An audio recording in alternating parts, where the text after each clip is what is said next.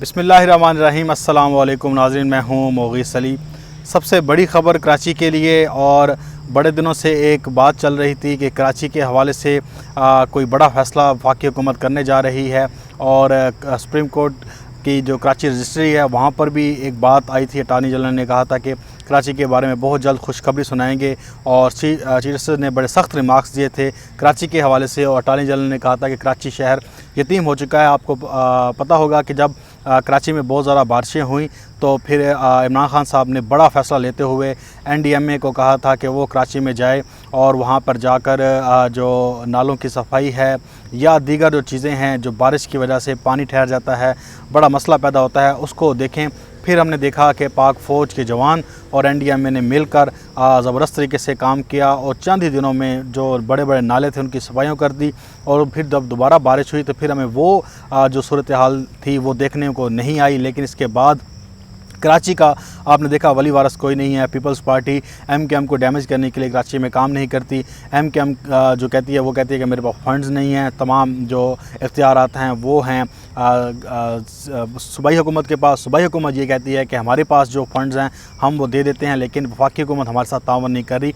इस तरह से ये एक फ़ुटबॉल कराची बना हुआ था कि किसी की तरफ से कोई ऐसी ख़बर नहीं आती थी कि कराची के बारे में सोचे। हालांकि कराची पाकिस्तान का रोशनियों का शहर है और उसे एक पूरे मुल्क के लिए मिसाल होना चाहिए था। पाकिस्तान का सबसे बड़ा माशी हब है।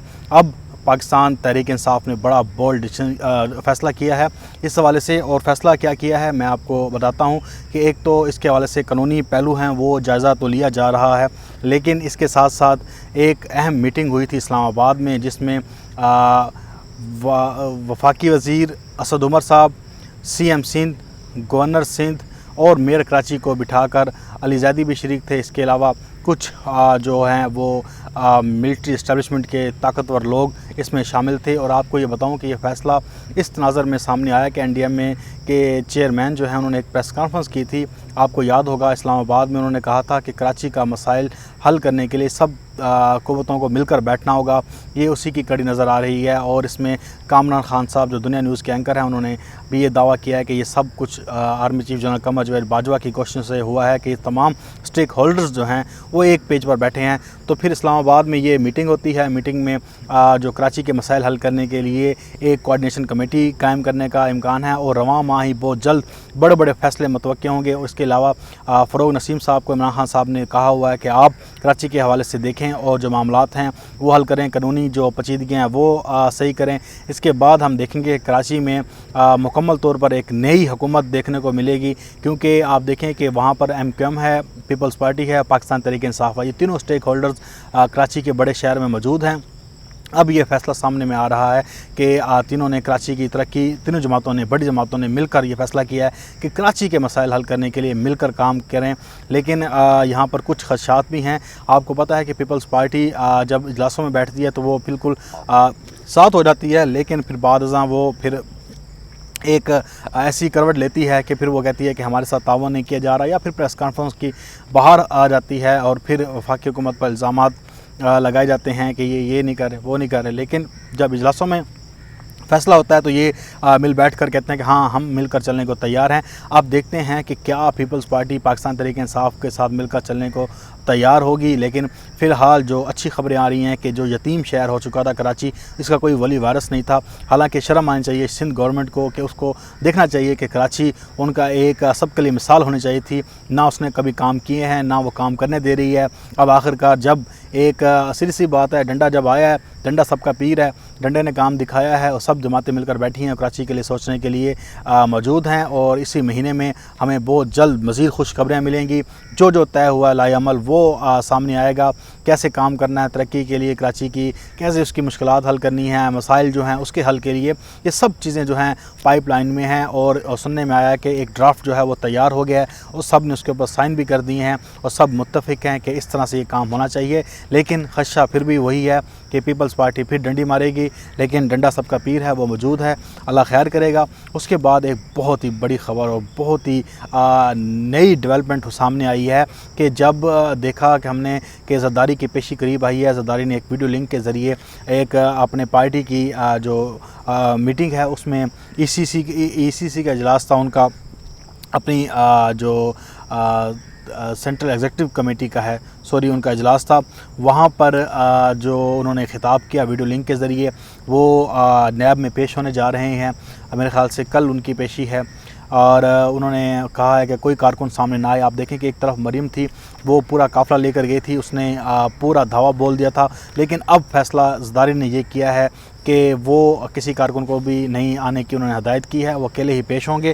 پھر اس کے بعد ایک جو اے پی سی کے حوالے سے بڑی خبریں چل رہی ہیں، آپ دیکھیں کہ زرداری نے مسلم لیگ نون کو پھر ہاتھ دکھا دیا ہے۔ وہ کیسے دکھایا کہ انہوں نے کہا ہے کہ وہ مسلم لیگ نون قابل اعتماد نہیں ہے، اور یہ ہم کہتے ہیں یہ شریف خاندان کبھی بھی قابل اعتماد نہیں رہا، اس نے ہمیشہ ملک کے ساتھ غداری کی ہے، کرپشن کی ہے، لوٹ مار کی ہے، ہر جگہ پر دغے بازی کی ہے۔ اسی طرح سے انہوں نے کہا کہ ہم نون لیگ کو ساتھ ملا کر طاقتور بناتے ہیں، زرداری صاحب کے الفاظ ہیں، اور وہ ڈیل کر لیتے ہیں۔ اب پھر نون لیگ ڈیل کر کے طریقے انصاف کی بی ٹیم بن گئی ہے، یہ الزام لگایا۔ یہ دیکھیں یہ آپس میں لڑ پڑے ہیں، اور مسلم لیگ نون کو پیپلز پارٹی پہ اعتبار نہیں ہے۔ زرداری آپ کو پتہ ہے کہ وہ پیپلز پارٹی کے ہیڈ ہیں، آخر ان کی ہدایات چلتی ہیں، ان کا ایک سکہ ہے، وہ پارٹی میں ان کی ایک اہمیت ہے۔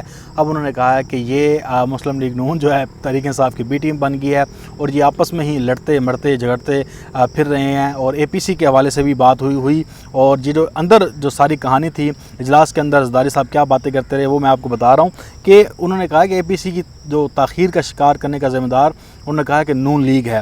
اجلاس کے دوران جو زرداری صاحب نے کہا کہ یہ نون لیگ ہے، یہ کسی قسم کی تو ایک تو انہوں نے کہا کہ قابل اعتماد نہیں ہے، اور اے پی سی کی جو تاخیر ہے اس کی وجہ صرف نون لیگ بن رہی ہے۔ انہوں نے کہا کہ پیپلز پارٹی اے پی سی کی جو ہے وہ میزبانی بھی کرے گی، اگر نون لیگ کو آنا ہوگا تو وہ آ جائے گی، اگر نہیں آنا ہوا تو وہ نہیں آئے گی۔